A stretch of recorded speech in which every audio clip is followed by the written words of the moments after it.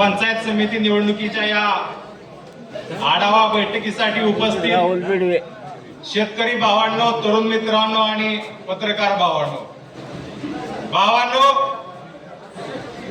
ही जिल्हा परिषदेची निवडणूक ही आपली प्रस्थापित विरुद्ध विस्थापित, वाडा विरुद्ध गावगाडा अशी ही निवडणूक असणार आहे. आणि राम सातपुतेला आपण इतकं बी काय मोठं करायचं कारण नाही, कारण तो पाहुणा आलेला आहे. आपण सगळी शेतकरी मंडळी आहोत.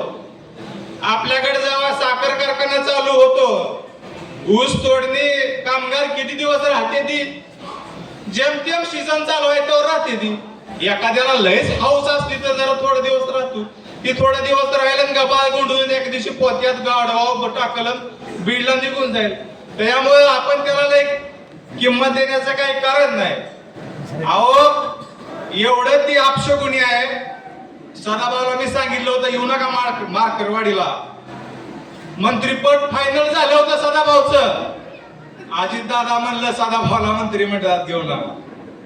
ही त्यामुळं आगामी जिल्हा परिषद तालुका पंचायत समिती निवडणुकीमध्ये या म्हैसरस तालुक्याने या अगोदर क्रांती घडवलेली होती आणि येणाऱ्या निवडणुकीमध्ये सुद्धा हा गावगाड्यातला सामान्य शेतकऱ्याचा पोरगा क्रांती घडवल्याशिवाय स्वस्त बसणार नाही, हे आपल्याला या ठिकाणी सांगतो.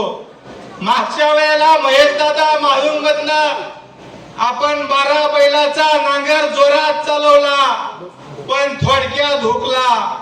परंतु या वेळेला तुमच्या या भागातल्या जनतेनं क्रांती घडूया आणि परत एकदा आपण महेश दादाला या भागातून संधी देण्याचं काम करावं, आपण असं आपल्याला या ठिकाणी आवाहन करत आहोत. भावांनो, हा तुमचा भाग हा क्रांतिकारकांचा भाग आहे. संगम पासून बोरगाव मळवणी असा सगळ्या वरपर्यंतचा सगळ्या भागानं कधीही मोहिते पाटलांचं नेतृत्व या भागानं मान्य केलेलं नाही. भविष्यामध्ये सुद्धा सर्वसामान्य माणसांचं नेतृत्व आपल्याला मोठं करावं लागेल. बघा की स्टेजवर सगळी सामान्य माणसं आहेत ती, नाहीतर अकलूजचं स्टेज अख्खं एकाच घरातलं सगळी 3-4 लाईनी यांच्याच घरातल्या. म्हणून आज या तालुक्यामध्ये उसावर बोलत नाही ती, दुधावर बोलत नाही ती, शेतकऱ्याचा सातबारा कोरा करण्यासाठी बोलत नाही ती, सामान्य माणसाच्या प्रश्नावर बोलत नाही ती. धैर्यशील मोहिते पाटील परवा तिकडे गेले, म्हणाले की बीड पेक्षा भयानक परिस्थिती आहे. काय गरज आहे का बोलायची?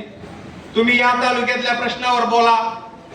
तेवढ्यात कोण राम सातपुते म्हणाले की हे वाल्मिक कराडाचे आहेत, वाल्मिक कराड आहेत, तर मग तुम्ही त्यांचा आमदारकी मागच्या वेळेला कशासाठी शिवरत्न बंगल्याच्या पायऱ्या चाटायला गेला होता.